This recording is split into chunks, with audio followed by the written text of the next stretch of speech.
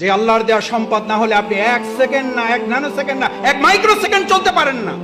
যিনি বলেন আমার আগামী মাস কিভাবে চলবে, আর আপনার 1 সেকেন্ড কিভাবে চলবে আপনি বুঝেন না?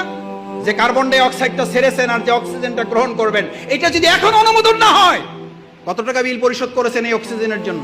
অনলাইনে না অ্যানালগে জমা দেন? কোন অ্যাকাউন্টে জমা দেন? এটা কোন অ্যাকাউন্টে? এত কি ভাবেন ভবিষ্যৎ? ভবিষ্যৎ কি? ভবিষ্যৎ তো অক্সিজেন।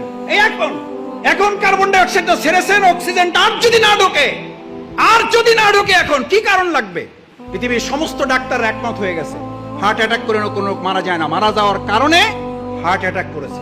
স্ট্রোক করে মারা যায় না, মারা যাওয়ার জন্য স্ট্রোক।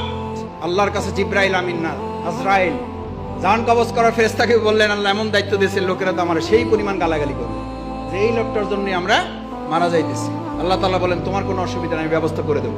লোকেরা তোমার কথা মনেও রাখবে না, তোমার কথা স্মরণও করবে না, তোমার উচ্চারণও করবে না। ওরা বলবে গাড়ির অ্যাক্সিডেন্ট করে মারা গেছে, গাড়িরই গালাগালি করবে। ওরা হসপিটালকে গালাগালি করবে, ওরা ডাক্তারকে গালাগালি করবে, ওরা সংগঠনের মিছিলকে গালাগালি করবে। আল্লাহ আমাদের মাফ করুন।